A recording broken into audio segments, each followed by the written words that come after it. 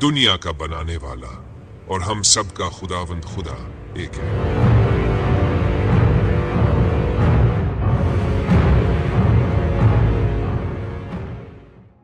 मैदान के तमाम जानवरों से ज्यादा अयार था जो खुदावंद खुदा ने बनाया था।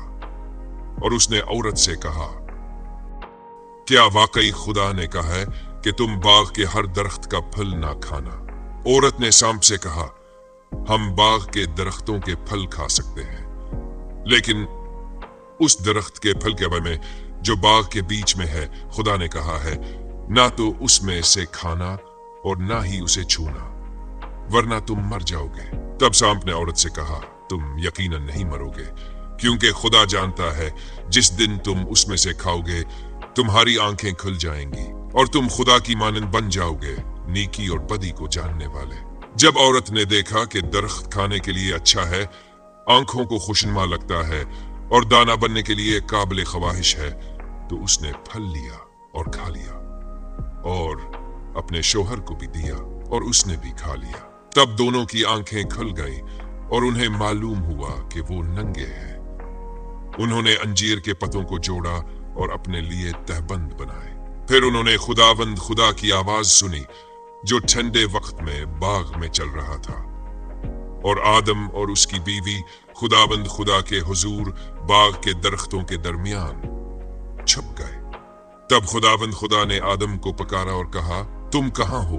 आदम ने जवाब दिया, मैंने बाग में तेरी आवाज सुनी और मैं डर गया क्योंकि मैं नंगा था और मैंने अपने आप को छुपा लिया। खुदावंद खुदा ने कहा, किसने तुम्हें बता के नंगे हो? क्या तुमने उस दरख्त का फल खाया जिसके बारे में मैंने तुम्हें हुक्म दिया था कि ना खाना? आदम ने कहा, औरत जो तूने मेरे साथ दी उसने मुझे दरख्त का फल दिया और मैंने खा लिया। तब खुदावंद खुदा ने औरत से कहा, ये तुमने क्या किया? औरत ने जवाब दिया, सांप ने मुझे बहकाया और मैंने खा लिया। तब खुदावंद खुदा ने सांप से कहा, चूंकि तूने ये किया है तो तू तमाम चौपाइयों से ज्यादा लियोनती है। तू पेट के बल चलेगा और अपनी उम्र भर मिट्टी खाएगा, और मैं तुझ और औरत के दरमियान दुश्मनी रखूंगा और तेरे नस्ल और उसकी नस्ल के दरमियान भी। ये तेरे सर को कचलेगी और तू उसकी एड़ी पर काटेगा। तुम्हारी दर्द और हमल को मैं बहुत बढ़ाऊंगा।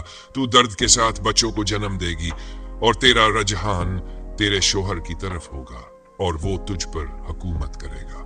ये सजा तुझे याद दिलाती है कि तुमने वो दरख्त खाया जिससे दूर रहने का हुक्म दिया था।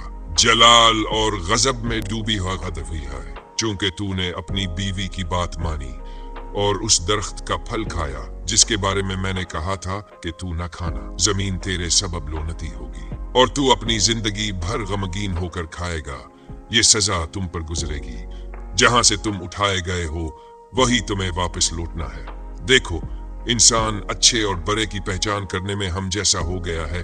अब ऐसा ना हो कि वो हाथ बढ़ाकर जिंदगी के दरख्त से फल तोड़े और हमेशा के लिए जिंदा रहे। इसलिए खुदावंद खुदा ने आदम को अदन के बाग से बाहर निकाला ताकि वो जमीन को जोते जहां से वो लिया गया था। इन सजाओं के असरात न सिर्फ इन तीनों पर हैं, बल्कि उसके जरिए इंसानों की तकदीर को बदल दिया गया है। और खुदा ने बाग अदन के मशरक में करूबियों और एक शलाजिन तलवार को रखा जो हर तरफ घूमती थी ताकि जिंदगी के दरख्त का रास्ता महफूज रहे।